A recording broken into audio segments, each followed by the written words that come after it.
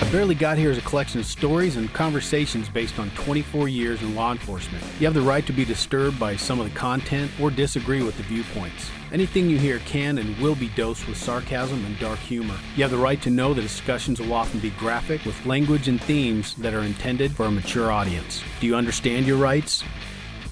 Then buckle up, Buttercup. We're going 10-8. Hello and welcome back for another episode of I Barely Got Here. I'm your host, Kevin Booncher. Hey, today I'm happy to have another guest in with me, a good buddy of mine, Chuck. Chuck, you want to say hey? Hello. All right. Chuck and I worked together with the Tempe Police Department for a number of years, a number of different assignments, special investigations, SWAT. Chuck was a K-9 officer, which is one thing that I didn't do, so he's got some great experience there as well. And then obviously patrol. And Chuck, I really appreciate you being here for this. I think it's going to be a great episode. And if you want to say as much or as little as you want about, what you did in your career. Well, first of all, thanks for having me, Kevin. I worked on Tempe for 27 years. And like Kevin said, assigned to patrol, K-9, SWAT, and then special investigations for several years. So it was a good ride. Good. Right on. Yeah, we got through it and we had a great career, and now we're enjoying the after effect. Yeah, exactly. So I want to kind of lead in. If you listen to my podcast at all, you kind of understand that, I really don't shoot for the most chaotic or the most dangerous or the most, nutty type of episodes. What I'm looking for is more of, just the day-to-day things that cops experience that the average person themselves, though, does not or doesn't even know that it occurs at all. And, a lot of times there's as you're thinking about an episode, or I'm penning things out or taking notes, there's a lot of really crazy or dangerous episodes or stories that I could tell. But the problem is that a lot of those just don't really translate over to an episode. As an example, the lead in would be really boring. And then all of a sudden, bam, all this crazy nutty stuff happens and you almost shoot a guy. And then all of a sudden, the fall off is done. So you can't really build an episode on those kind of stories. And, obviously most of them are not TV or news or movie worthy. But I will tell you that this one with Chuck essentially is one of those rare incidents that kind of checks all those boxes. I mean, it fits all of those things. This is about as good of an example as I can think to give that a cop experiences that it is going from 0 to 140 miles an hour in about a half a second. And again, these are conditions that cops work in every single day. So, this is real and it still occurs now in the same way that it occurs with Chuck back in the day.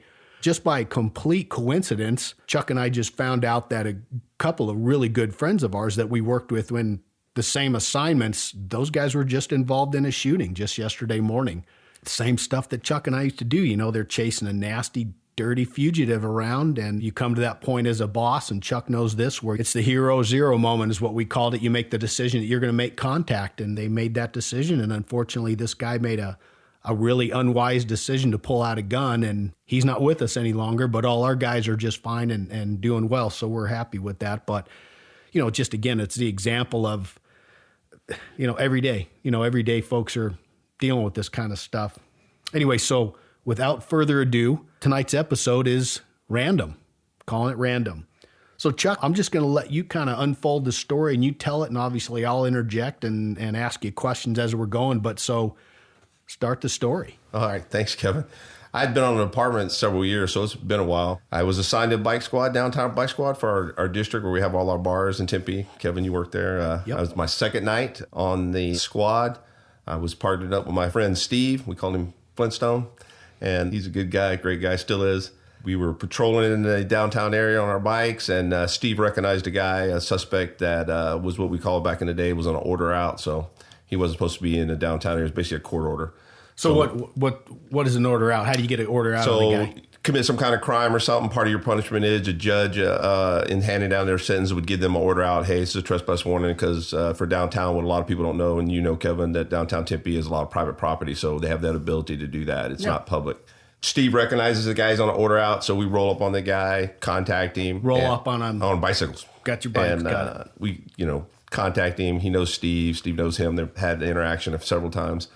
So we placed the suspect under arrest. While we're dealing with the suspect, our boss, John, he is calling us on the radio. We're kind of dealing with this guy. Eventually he gets us and says, tell him where we're at.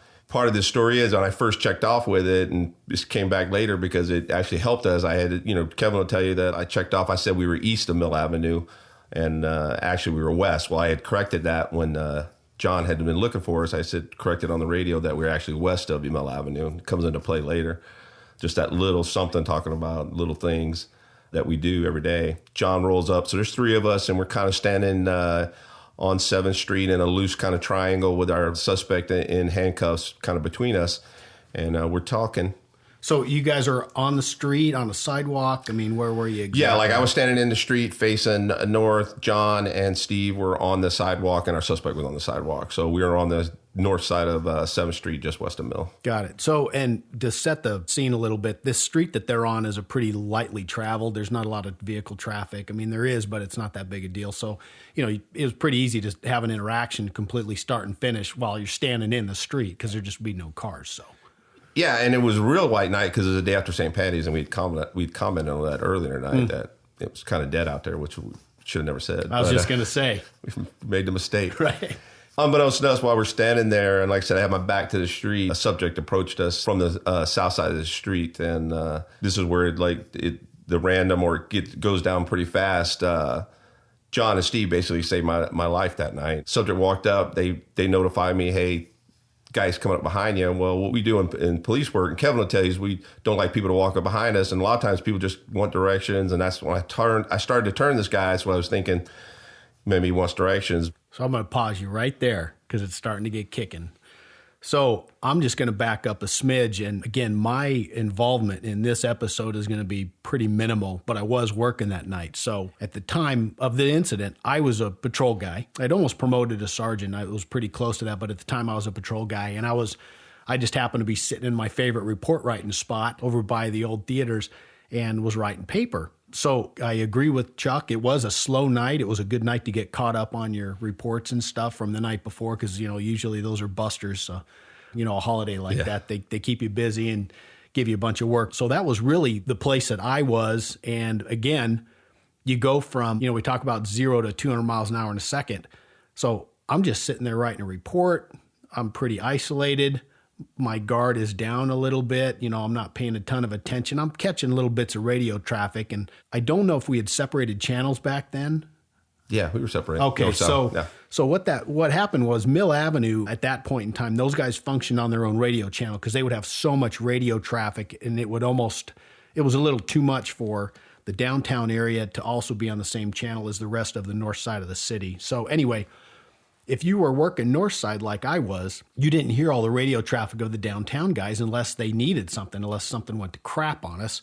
So, I'm sitting there deaf, dumb, and happy, just writing my paper and listening to little bits of radio traffic, completely unaware of anything that's going on downtown up to that point that Chuck was right about the breach. So that's where I was at that point. So I'll let you take it from there.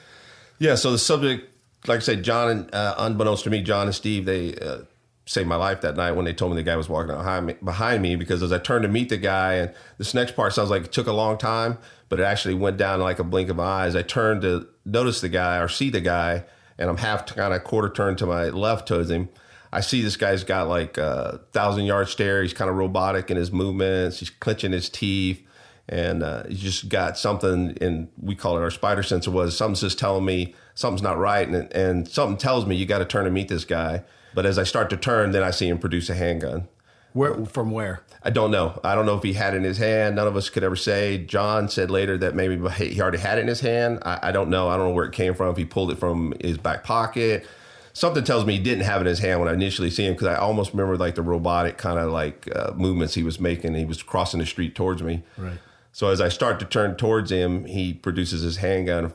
At the time, I thought he fired 2 rounds. One round struck me just under my armpit and spun me around, kind of spun me back to the right out in the road. He continued to walk by me, firing at John and Steve. So I'm going to stop you there for a second. So you basically went from contacting this guy to getting shot in about a second, is what it sounds like. Yeah. So the big point that I want to drive home is here, folks, is, and again, I know Chuck. I've worked with him for years. He's a very, very tactically competent and aware officer.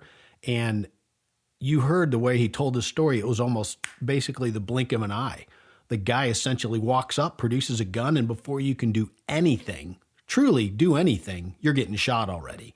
So again, that just goes to show you, I used to tell folks that if somebody really wants to shoot a cop, they're going to shoot a cop. Yep. I mean, and this is your example right here. You couldn't really pick anybody that would be more capable or prepared to deal with the situation than Chuck, the guy sitting across from me. So I really want to drive that home. I mean, I guess, do you remember your thought process? Like, did it go faster? Did it go slower? Were you kind of thinking like, what the F is going on here? I don't ever remember really thinking anything. And, we always talk about you lose things, you lose the sensory, you lose audio or you get slow motion or something. I didn't have any of that. I kept full view picture. It was real time. It was happening fast. The only thing I did eventually, I cut out was the audio because of all, there was 21 rounds fired and we estimate, or the detectives estimate it's probably maybe 10 seconds, less than 10 seconds. It went down. 21 rounds were fired between two officers and the suspect. Right. So it was never that slow down or I didn't get any tunnel vision because as I come out of my spin, I've already drawn my gun. I don't remember consciously drawing my gun. And I always go back and I always mention Craig, who was our firearms guy at the time, and pushed us to be better, got me into competitive shooting, and yep.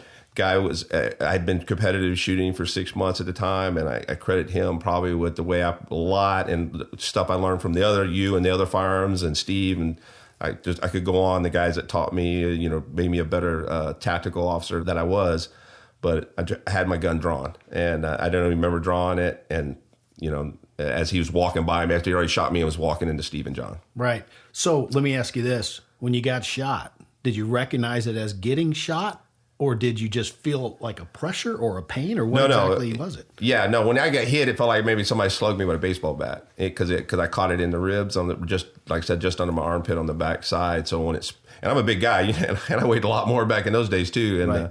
So it spun me around. So I knew I'd been hit. I just didn't register. I didn't even worry about it. I wasn't thinking like, am I hit bad or did armor catch it or anything like that. I just had to get in a fight because now he's already engaged in Steve and John, and I see John go down hard. Let me back up a little bit. So as I come out of the spin, he's firing. I can see he's firing at John and Steve. So I got a good sight picture. I drop a hammer on the guy, and I thought I had missed, and he stumbled, but I thought I had missed because I tell people all the time, you talk about the random or how fast this happened. This is all in a space of about 10 feet. This is a confined space. I was going to ask you about the distance. The other thing I wanted to touch on is where you got hit. It hit you in the ballistic vest, correct? Yes. Yeah. So given the fact that the vest stopped the round, it still hurt, didn't it? Oh, yeah. Yeah. So again, another thing that folks don't understand is, first of all, there is no such thing as a bulletproof vest. It's a ballistic vest. They stop some rounds. We could go into that, but it is what it is. But the thing that you got to remember is if a bullet hits that vest, it hurts. It still hurts because what it does is it presses into your body. And I think you had one hell of a bruise. Yeah. From that too. I remember it after a few days. Yeah, the blunt force trauma you receive on the other side of that armor, even though there's no penetration from the actual round, was a lot. And right. I actually had a physical bleeding injury where after about 2 days from my armpit to my hip, it was one of those nice yellow purple bruises with an actual wound. I still have a scar to this day. It looks like a little bullet hole. I still have a scar to this day. Right. And that's where I got my retirement tattoo. We're going to talk about that later too. So, and even cracked ribs, broken ribs. No, I was lucky. I didn't break any ribs or anything. But that is a possibility. Definitely. But again, so let's say that had you not had a vest on, the round would have been...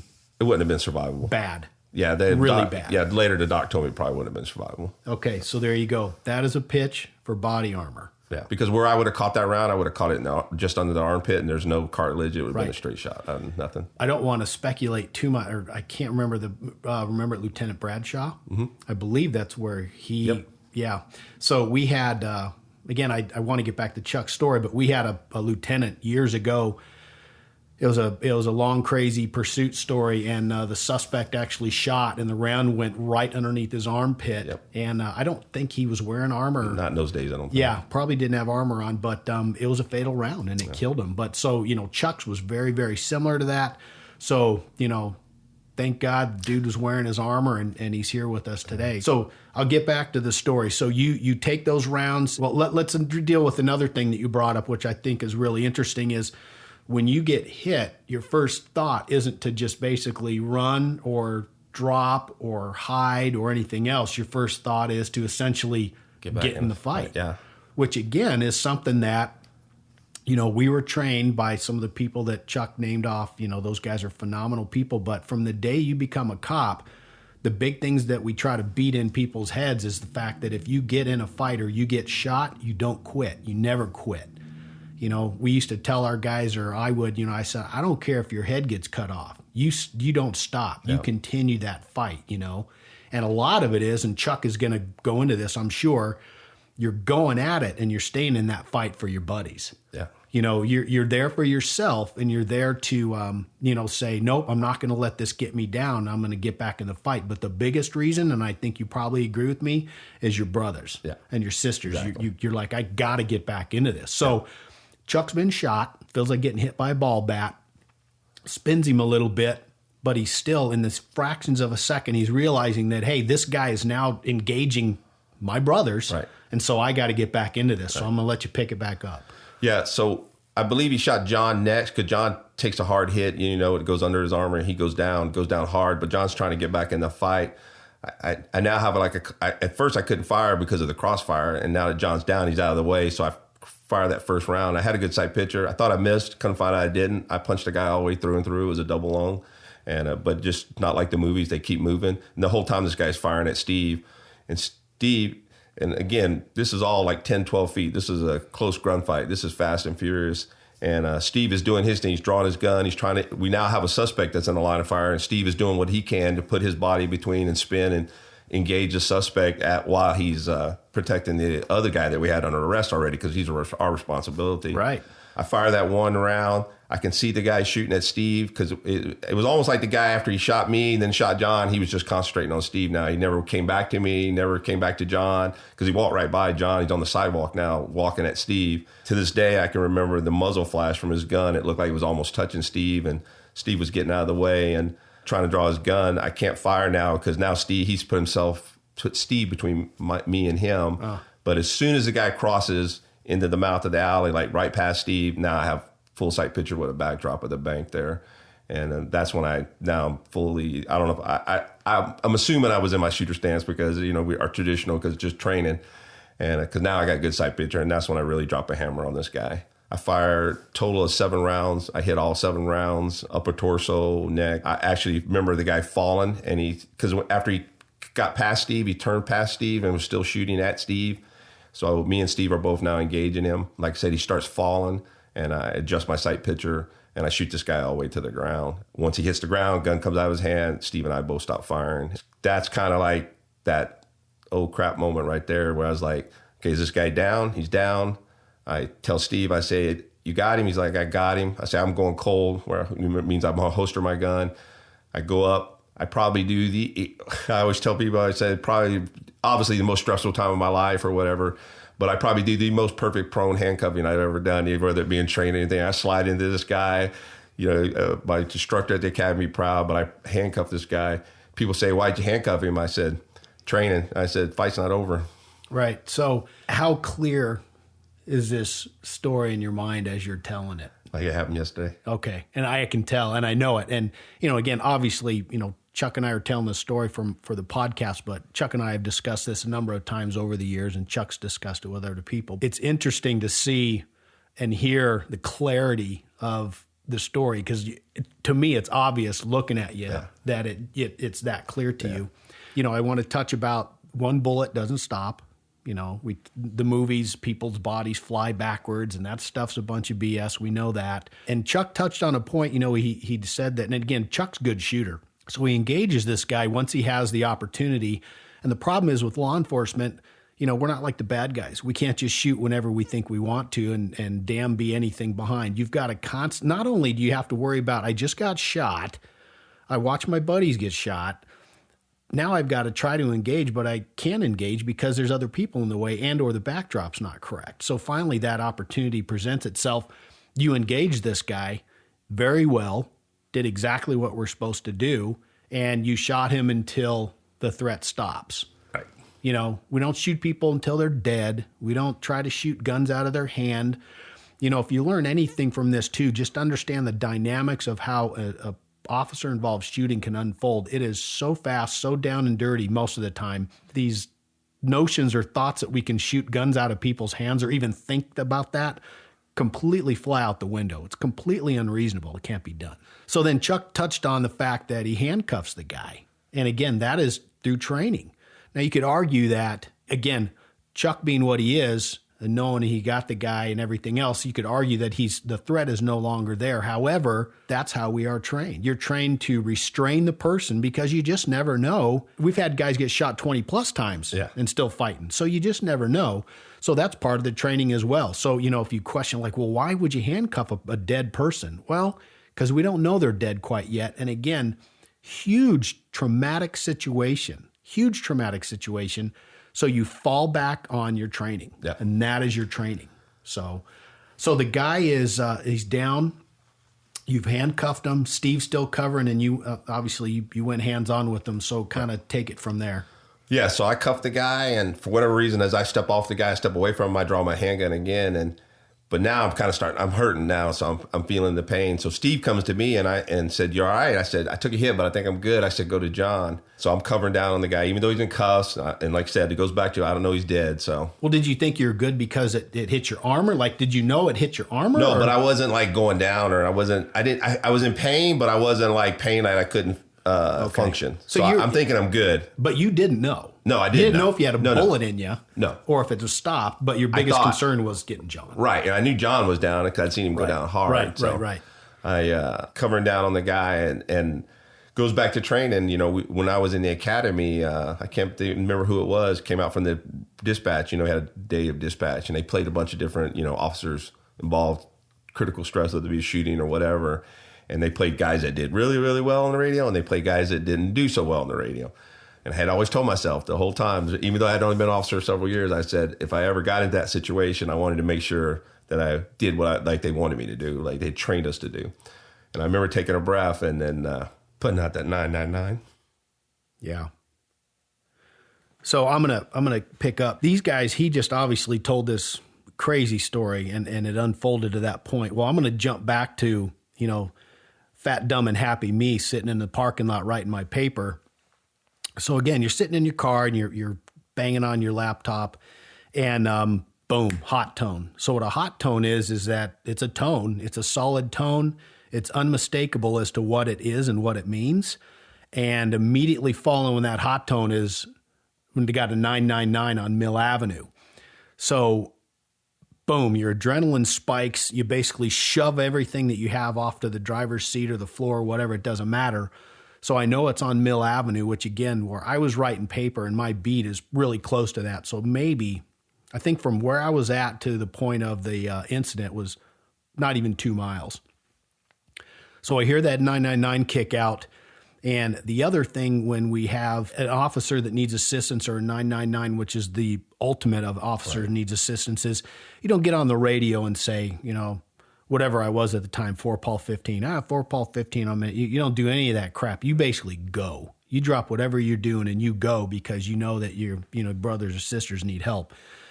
So 999 kicked out, shoved my stuff out of the way, threw that thing in drive and stomped on it, and then just took off toward Mill Avenue. And then as we're closing on Mill Avenue, they're kicking out additional information. So then I got the better location of where it was at. So I'm like, okay, now I know where I'm coming. The other thing that they have to kick out is how you get there. So sometimes on a traumatic incident like that, depending on how they unfold, one common way of entry to that scene may not be available. Right. So what they'll say is, responding units come in XYZ route. And I remember hearing that. I don't remember a lot of specifics, to be honest, but I just remember that. I remember because I knew you then, but I didn't know you, obviously nothing like I know you now. And so there was a little bit of recognition as to when they're saying kind of who or what was down there. And again, I worked Mill Avenue years before, but I hadn't worked with these guys down there. So I remember thinking, who was involved, and I kind of had the idea of who was involved and had the faces. Really other than that, you're just thinking, I just got to get there. I just got to get there to do whatever I can to help out. Because when the 999 kicks out, you don't know if it's still going. And by that time, obviously, Chuck and them had dealt with that threat. The threat was over, but we don't really know exactly what's going on. So we're heading that way. You're flying that way to get there to help them out. I remember getting there, but I think it was actually, again, this stuff unfolds so fast. So even in the distance, that 2-mile distance from me getting the 999, I think a lot had unfolded. So I think I'll let you take it back. So you kick out the 999, right, and then Steve goes to John. Yeah. Right? So kind of take it from there. Yeah, so I kick out that 999 and ask for help because, I'm hit, John's down. Steve goes to John. I'm still covering down the guy, trying to put out information. Again, I come back on the radio. And I tell them, I say, hey, we got 2 hit. We got a bad guy down. We need some help. I never want to be the focus of a 999 again. Or gone now, or at that time in my career. But I said the best sound you'll ever hear is you hear a city light up. Yeah. With all your brothers and sisters coming. Yeah. So the city lights up, sirens everywhere, and they're coming. The first people to get to me was Ross Thompson and Julie. And he was training her, and they were the first people to get to us. And they're helping. Julie comes over, and the guy's down. And so I put my gun away now because we got help now. People starting to come. We got help now. Steve's with John. Julie, either I told her or someone, I said, stand over that gun, hit the bad guy's gun. I said, it's right there. Don't let anybody pick it up. Stand over it. And that just goes back to our training. Don't mess with the evidence. Preservation of evidence. Preservation of evidence. Even though all this, meantime, while I'm standing here, the pain is kind of like hurting now. So I'm gripping my side kind of, and I'm kind of like in a question mark kind of position or whatever, curly Q, whatever you want to call it, slouched over because now it's hurting. Now pain's kind of starting to set in. Adrenaline's going away. Yeah, absolutely. But did you still know? You still didn't know what happened, right? No, yeah. Because what I did is, because Ross gets to me and he goes, you hit? I go, yeah, but I had net. I said, I didn't see no blood. I pull my hand away and I go, hey, I think I'm okay. Okay. I said, I think I'm good. And like I said, now, information's going out, people starting to arrive, need fire, asking for fire and everything. And I'll tell you a little funny side story about Ross Thompson and me. We always tell this story is that, remember we wore those old polo shirts back in the day, those dark blue polo shirts for bikes? Well, the round goes in, it's just a small hole. And Ross is got that hole and he's trying to look through it and line it up or something. I don't know what he's trying to do. And he goes, are you sure you got shot? I said, I'm telling you, I got shot. Well, Gage, Bob walks up and, gets to the scene, first supervisor, I think, at the scene. And I said, I think I'm okay. And he goes, what are you doing? And he goes, Chuck thinks he got shot. He goes, take his shirt off. And it was like a light bulb come on. We were so stressed out that it's something just simple. And I'm like, so I take my shirt off, take my armor off. It was just, we were so, adrenaline so high and you're not thinking, he's trying to line holes up for a bullet hole. But I was a little side kind of funny story that we told, like, take his shirt off. It's like, oh, okay, that's smart, Well, and but you literally have just been in a gun battle for your life. Yeah. I mean, it doesn't get any worse than that. Right. It really doesn't. So yeah, obviously, and your mindset and things are swimming, and same thing. We could tell a whole bunch of stories where you're doing stuff and someone's like, well, hey, dummy, why don't you do this? You're like, but yeah, Bob Gage was the first one. Right. So that's actually a good point for me I'll break back in. So I was definitely not the first one because, like you're saying, Ross and Julie got there. I don't recall what the order is, to be honest with you. I know that when I got there, I looked around and there was a few people. Right. John was sitting on a curb. Yeah. And I think you were either sitting or still walking around. I was probably still walking around. Yeah, I think you were still walking around. And again, it just goes to show you that I just really wasn't that involved in this whole thing. And I don't have a ton of recollection because I found Gage. And Bob and I had gone way back. We worked in special investigations together and stuff. And he was a sergeant at the time. And I just, after having been on chaotic, crazy situations like that, I know that if you're the boss, you're just overwhelmed. And so I remember the only thing I did was I knew Chuck was over there and I knew people got shot. And then I saw the suspect down.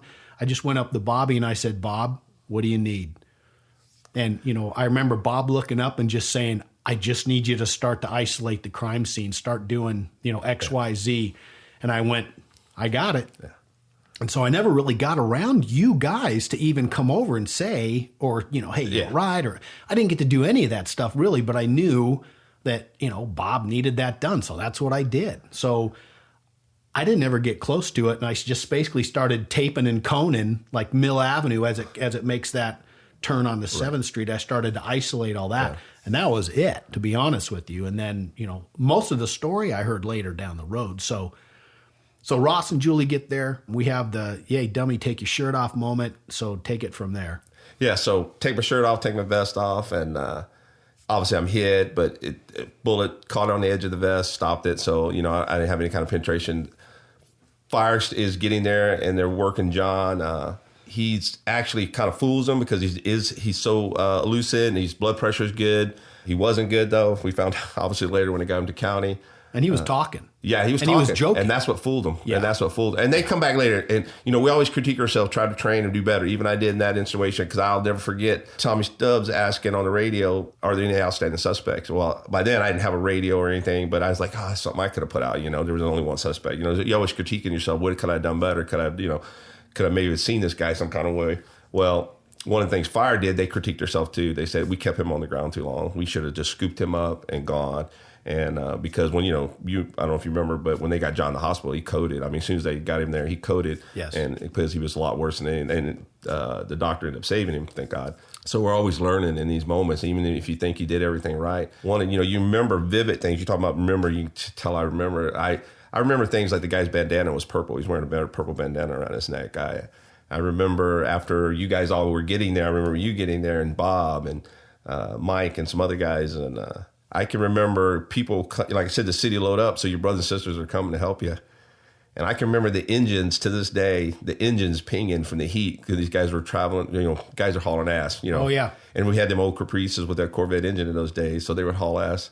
And I can remember the engines cooling down and you could hear them on that street pinging. Wow. And all the stuff that was going on, that's just whatever reason, my mind captured that, that I could remember because I knew, hey, and they're coming to help. So yeah. It was a good feeling. And Yeah. They came, and John and Steve and I, and like I said, John and Steve, they ultimately that night, they saved my life. So, you keep coming back to that, they save your life. So I guess the question would be, do you think that guy just would have got close enough and just shot you in the back? I think he would have headshot me.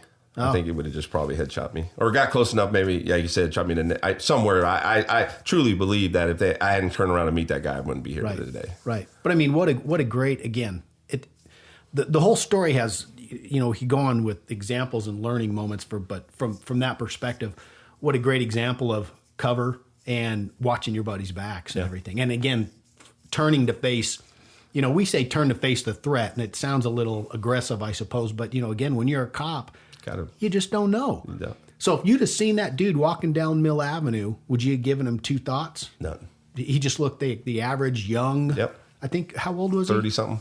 30-something. Wearing a leather jacket, purple bandana. Just a crazy incident. So we'll get back. So you're stripped down. You didn't have a penetrating wound, but obviously you're hurting.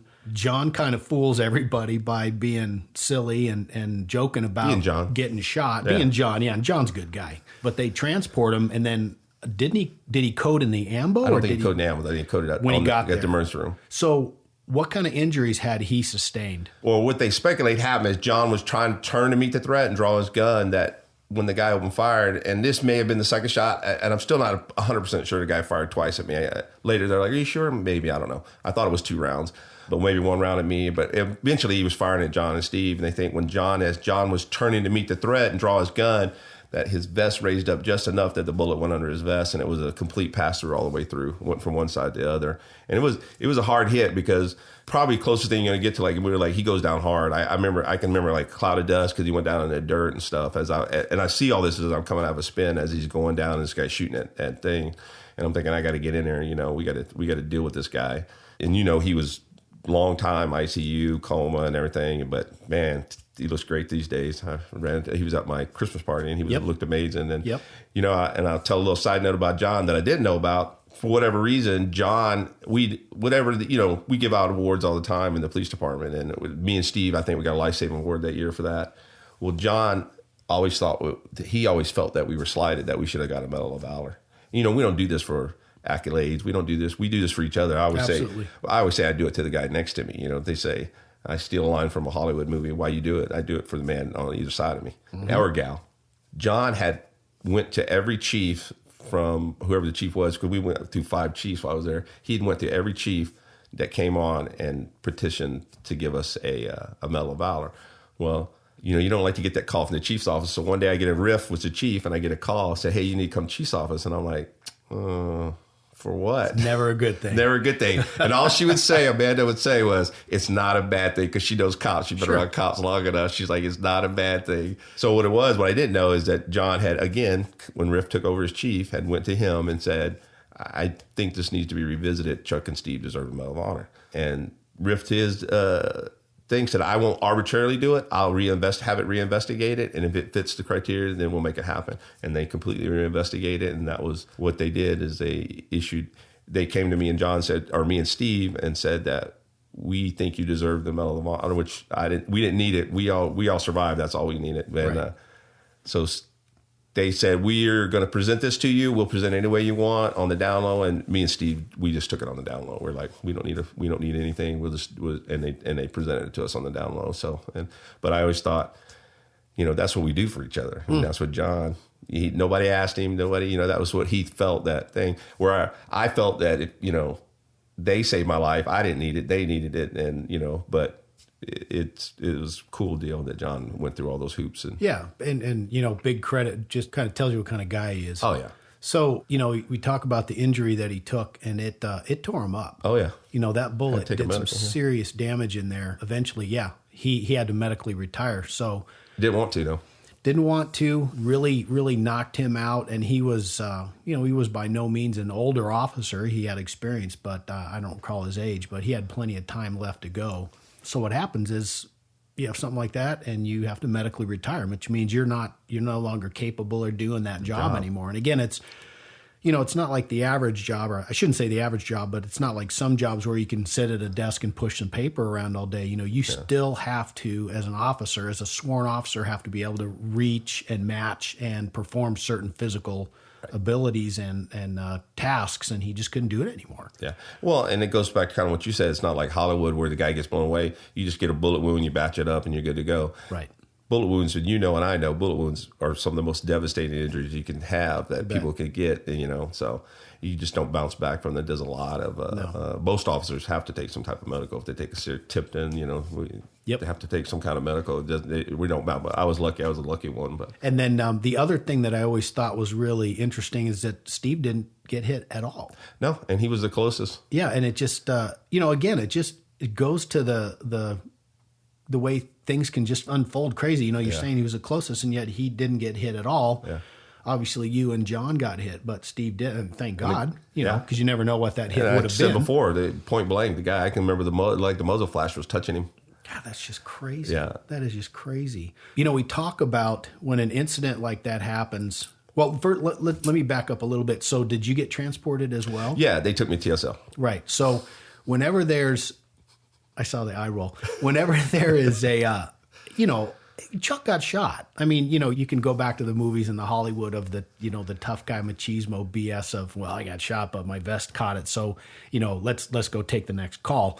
I mean, there's things you got to do. It's a health issue. It's something, it's a trauma to the body, and it needs to be checked out. And so that's what happened. So you got checked out, and they basically cleared you. Yeah.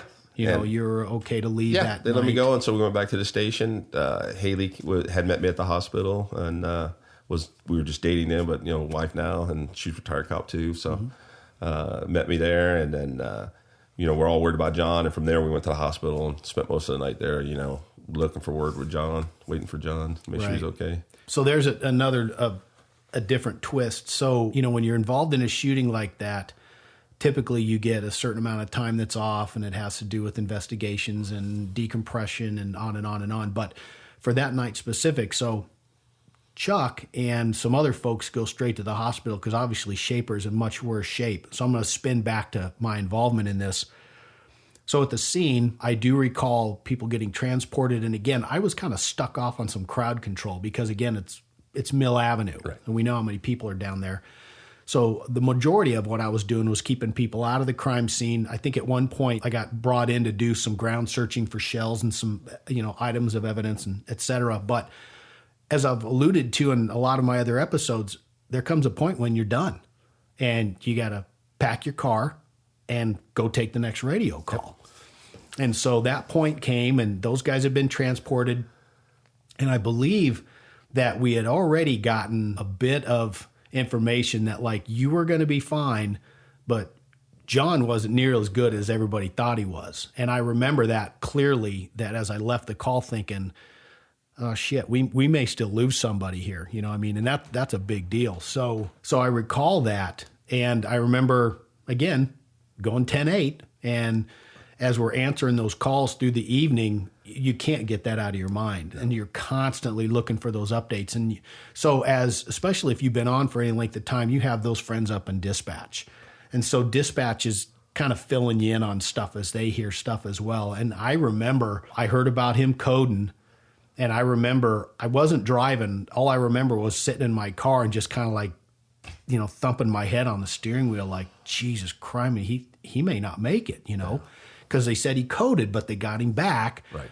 Well, if you code, that's bad. Yeah. I mean, you basically died and they brought you back to life. And so I remember that. And I remember as the evening progressed, you know, you're begging for those updates, and you're begging for the good updates. Right. You're not begging for the bad, but right. you're begging for those goods. And so as that evening went on, I remember that, getting those updates. I want to say that I don't even think by the end of my shift, I think they were still basically saying this could easily go either way. No, he's touch and go for a while, for a couple days. Yeah, for a couple days. Because I think we came in the next day, and then obviously that's the big talk of, you know, what occurred and blah, blah, blah. But man, I remember that vividly. I remember hearing that he had coded and just being like, oh man. Is there anything else? I mean, I think the title of the episode is fantastic, because Random just describes it so well that you're dealing with an order out, a trespass guy in Mill Avenue. The night is quiet, everything's cool. There's 3 of you there, and then all of a sudden, wham! This thing happens. Yeah.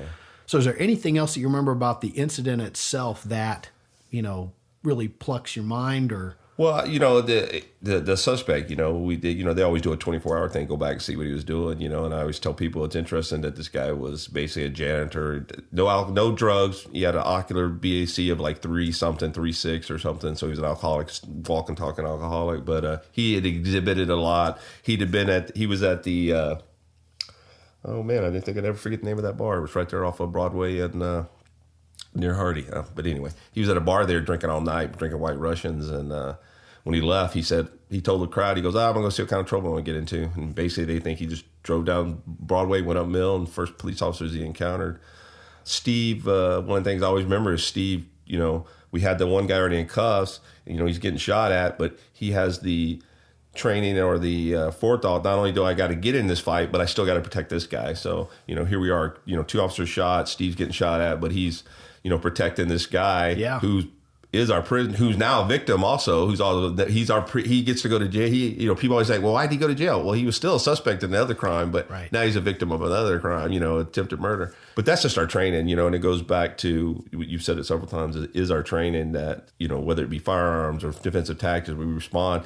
Different Steve worked in firearms. You know, he used to always say, you're only going to rise to your training. You're never going to rise to the occasion. So you have to train for that occasion. Yeah. And that's always stuck with me. And, you know, with us and SWAT and stuff is that and, you know, I've been involved in you have too, in a couple other incidents, you know, and the warrant issue where the guys just, you know, they performed flawlessly, you know, when it went down. But the camaraderie, you know, it's there. You know, we do it for each other, left and right of us. And then that night, I always say the city came alive. I put that 999 out. Yeah, it's interesting. The city, you could hear it from everywhere, and people came, you know, everybody you knew. And I remember Mike Coakley telling me that he was down in the jail and he had a prisoner for dope, so he can't, you know, you got to strip search him, and he just runs out into the waiting area, whatever we used to call that, where we bring our prisoners into the jail, and he goes, you guys got to get out of here. Chuck just got in a shooting on Mill Avenue, and he basically like shoot everybody out of the jail that didn't have a prisoner, you know, to go. And so even though he couldn't come, you know, one of the things I remember, and I totally am for the peer support. I am staunch that we need to talk about, you know, these things. And I get frustrated when I hear, well, we can't talk to them because it's an open investigation. You know, I won't get on my soapbox about when we got in that shooting on Cairo and butted heads with Lieutenant over in CID. But because those things help me, I know how that much to help me afterwards. I don't know who put it together, but a couple of days afterwards, we had brought everybody in that had been at the scene. I don't know if you were there, but, you know, family or whatever could come, and just to hear people talk about it and get it off their chest and say, you know, what they were thinking. It's kind of the same thing. I think as cops, and I think we're doing a better job of it now, whether it be military, cops, firefighters, to get our people help. You know, it's okay to talk about it. It's okay to, you know, I still get the hair stands on my neck. I still get choked up talking about that 999, and but it's helped me.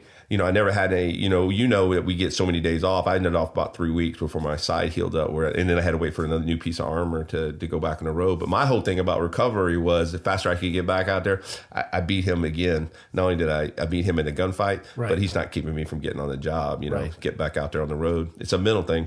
You get to go see a psychiatrist and stuff, and it's just, I had never been to a psychiatrist in my life, and I got to see her 3 times, and it helped a lot, and we got to talk about it, and get back out there and get back on that horse, and that was a big deal for me. So yeah, I completely agree with you, and I want to talk about the debrief itself in a minute, but what Chuck is talking about is almost like a I can't remember the name for it either. It's basically just a meeting of your peers and family, and it's not so much driven by, again, a debrief mentality of what did we do right, what did we do wrong, what should we do for future. It's more of basically just, it's your turn. Right. If you have anything you want to say, just say it. And it's an emotional issue. From us, right?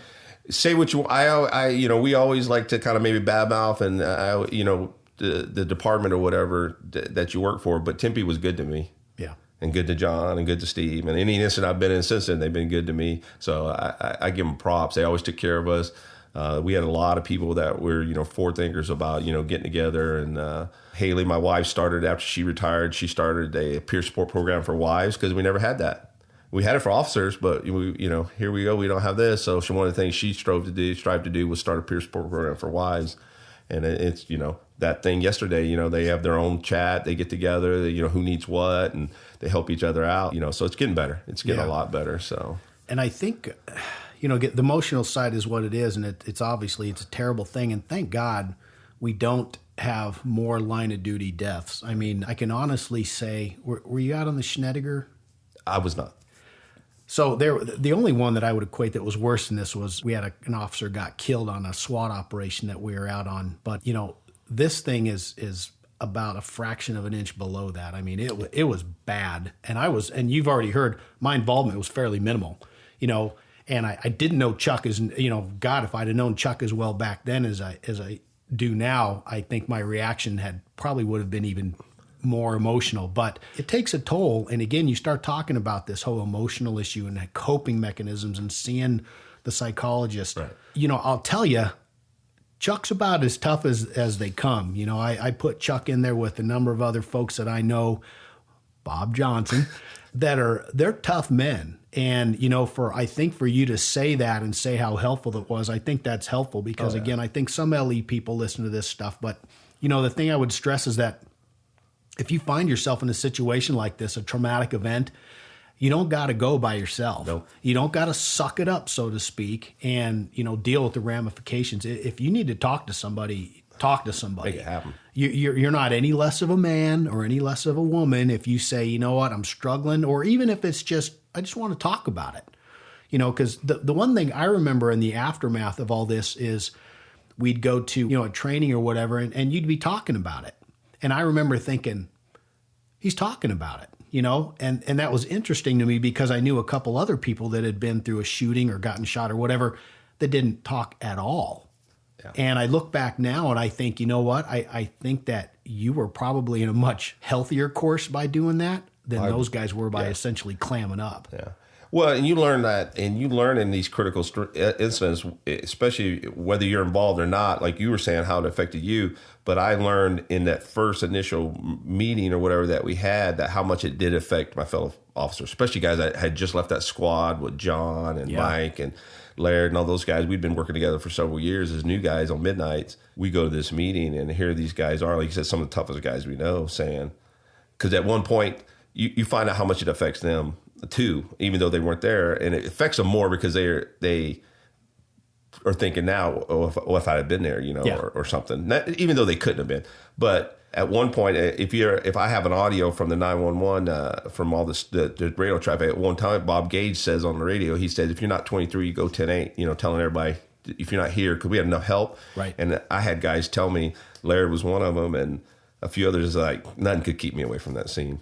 They just kept coming. They go, he could cancel me always want. He goes, I wasn't canceling. They, that's just the way we are. That's how we are. Which is a great point, and it's a great dynamic because you got to understand that And again, Chuck and I both later became sergeants.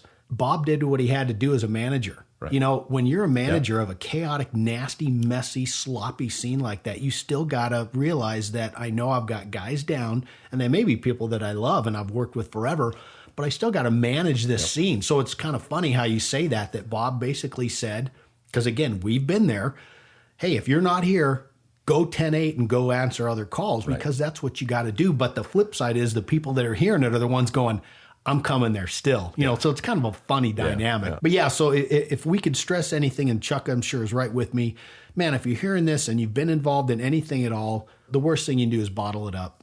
You know, talk to somebody, talk to your friend, find a professional service, go through your employer, whatever it is you need to do.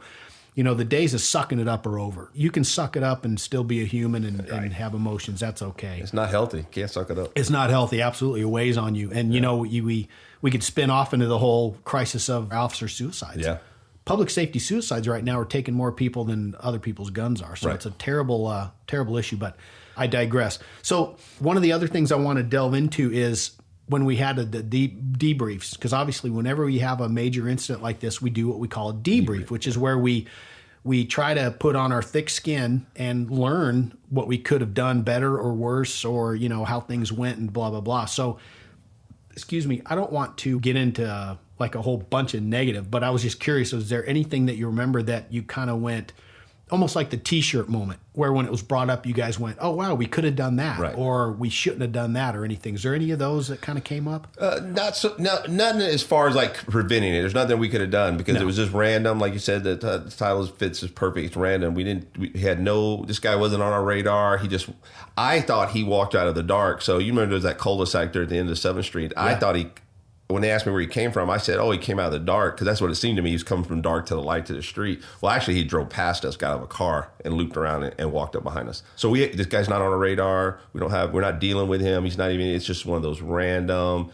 As far as what we did, I think we did the best with what we had for us. We didn't have any, I always tried to, the only thing I could have took cover. We always talk about move to cover. Craig always drilled into us, do something, do work, and just don't stand there and take it. And, we had our bikes. That was it. We were standing, in the road. There's no time. This guy just opened up on us. I mentioned a thing earlier about, putting out more information. Later, I critiqued myself. I could have put out, hey, we only got one suspect. There's nobody outstanding. Back then, we just didn't do first aid. So me and John, even if we'd had, we couldn't have treated that wound.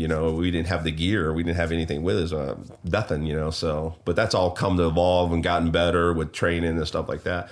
But as far as that night, no, I think the best thing that I had done is follow Craig, to Rio Salado and get into competitive shooting and train with you guys Kevin and Steve and, Jeffries and, all the training you guys put into us at the time. You guys were firearms guys, and listening to you guys. And I credited it, like I said, all the time, that how I did that well, or shooting that well that night. And because I didn't miss any rounds. I hit him all 7 times, and a bunch of those rounds were fatal. So it kind of goes back to the way he had, I have the autopsy report afterwards, and, he had shots to his heart. I had a shot on the side of his head. I mean, there were shots, all over this guy, and shot to pieces, basically, and the guy was still fighting. And I think that's a hard thing people to deal with out on the street. They're thinking, well, why don't you just shoot one time or shoot the gun out of his hand or something like that?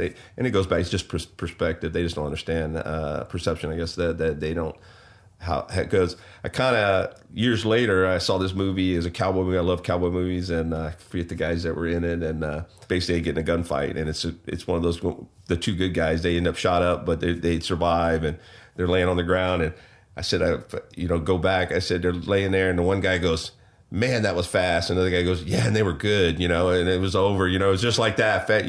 You're talking, if you count the other suspect, you're talking 5 guys in a space of, 10 feet and get into a gunfight that lasts 10 seconds, 21 rounds are fired.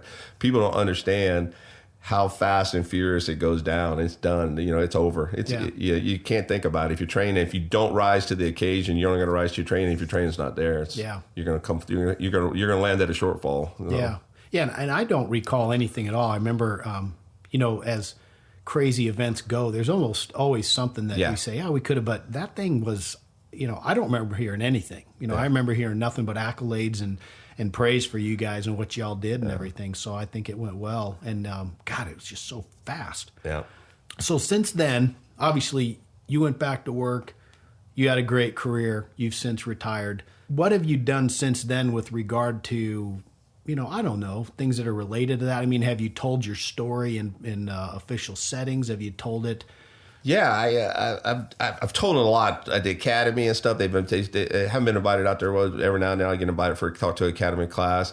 I was on a reality show, believe it or not, called Hero Inc. What they did is they basically tell our stories. It's a Houston sergeant that owns a tattoo parlor. Obviously, I have a lot of tattoos, and he was on a network, got picked up by a network, and was looking for stories from police officers, firefighters, military, first responders who, get inked up and then tell a story. And so I submitted my story of me, John, and Steve, and I got selected. Originally, I was episode 7. It was with A&E Entertainment, A&E channel.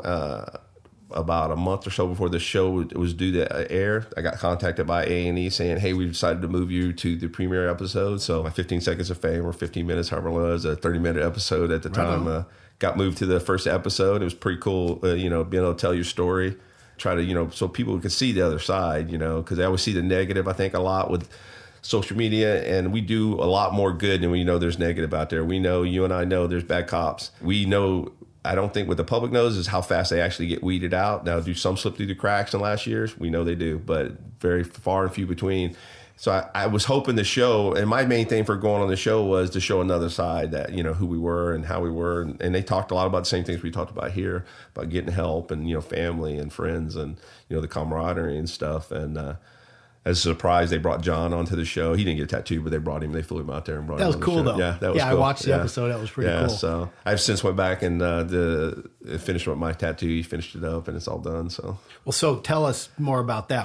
So obviously there's a tie into getting some ink. So what happened? So I took my original badge, and where I got shot, I put my original badge next to where I got shot, and then the current badge when I retired, I had it done also, and so they flank where I got shot, and the scar, and then I have my sergeant stripes and my tenure, my time on Tempe PD. Nice. So nice. Yeah, that episode's still floating around there. Yeah, it floats around. You can find it. So it's A&E. A&E. Yeah. So I don't think it got picked up. They thought they were going to get picked up for a second season. They had when I was there, they had over 60 stories, and one season they only did a short. I remember how many accessories they did, but I know they had a bunch more loaded in the barrel. But wow, I thought it was a pretty good show. But that just goes to show you too. You're talking 60. Yeah. I mean, it's not like this stuff's an isolated event. This happens that day after day in this. No, and they had thousands. I was impressed that just based on the entries they got. People were they said send in your story, and talking to the. BK, the owner, he's like, we got tens of thousands of stories, all across the country and world. And because he opened it up, he's like, hey, if you're a first responder, I don't care if you're military, fire, corrections, dispatcher. He had, he brought the whole gamut on there. And reading some of these other stories, I'm like, why they got me on here, know? And then they had some famous people. They had the guy from the LA SWAT shooting, the SWAT officer, from there. They had some pretty impressive guys, ladies too, that had some pretty impressive stories. So wow. Felt kind of honored that I got picked, and I also got picked to be the initial episode. So. Yeah, I thought it was super cool. Yeah. But, don't downplay your own.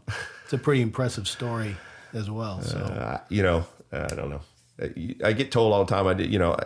It was Tempe did our training and stuff. We took care of each other. So yeah, for sure. Yeah, for sure. Wow, I'm a little drained. So before we wrap up or close, do you have anything else you'd like to comment on or talk about or get out there? No, I just retired over a year ago. I'm working for Tier Tactical now here in Peoria, Arizona, and nice. We manufacture outer carriers, soft armor, and hard plates and shields. And it's been interesting working in the civilian world. It's different, but it's a little bit what I know. I'm not a salesman, and really the equipment sells itself, and I just try to relate to it, because, we wore armor our whole career, me and you and everybody else that's done this job. So it's pretty interesting to learn that side of armor, about what all goes into it. I didn't realize that I didn't know anything about armor and how it's made and how it's, they come up with the ideas that they do for whether it be soft armor or hard armor. So it's pretty interesting. Nice. Good. Yeah. So enjoying retirement. Yep. as we should. Well, good. Well, Chuck, again, I really thank you. This has been a great episode. I have to say probably one of my favorites. It will be, I'm sure. So, guys, with that, I will close this episode of I Barely Got Here. I want to thank you for listening. And if you like the show, I want you to please subscribe and post a review. And you ask your friends to give it a listen as well. If you have any questions or comments, shoot me an email at ibarelyGotHere@gmail.com. And you can also follow me on Instagram and Facebook. Sam42. Sam41. Our 10-7.